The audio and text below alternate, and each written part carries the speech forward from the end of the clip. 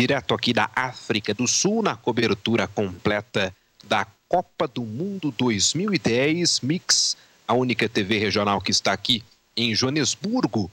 Mais um colega de imprensa, o Caio Castanho, conversou com o repórter da Band, o Fernando Fernandes, falando sobre a Copa do Mundo. Veja comigo em cima do fato.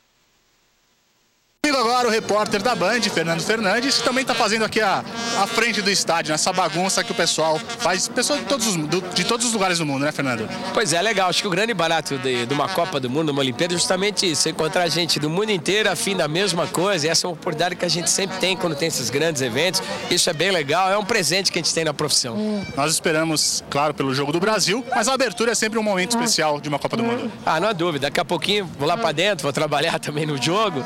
É uma sensação diferente, cara. Esse estádio maravilhoso, você vê a dificuldade que eles tiveram para construir isso, que isso sirva de inspiração para nós brasileiros, que a gente possa fazer uma Copa tão bonita quanto está sendo essa, pelo menos na sua abertura.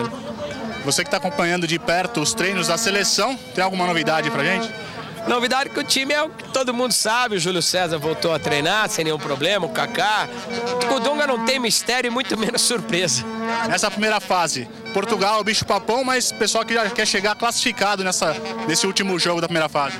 Olha, não dá para bobear, mesmo com a Coreia e Costa do Marfim. Meu, bola é um negócio engraçado, tem os seus mistérios. A Coreia do Norte é só correria mesmo ou tem um pouquinho de talento ali no meio?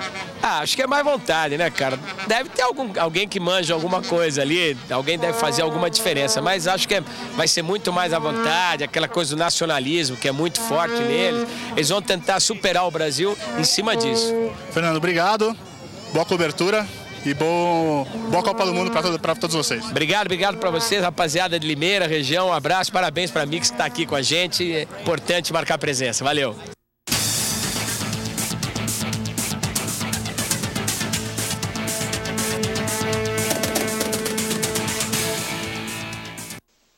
Legal, valeu aí o Fernando Fernandes, muito bacana aí, jornalista da Rede Bandeirantes de televisão, fazendo o seu trabalho aqui na África do Sul. Quem é que está comigo no telefone? Alô? Alô? Oi, quem fala? Wesley? Wesley, fala de onde? Jardim Piratininga, já falei com você já um monte de vez.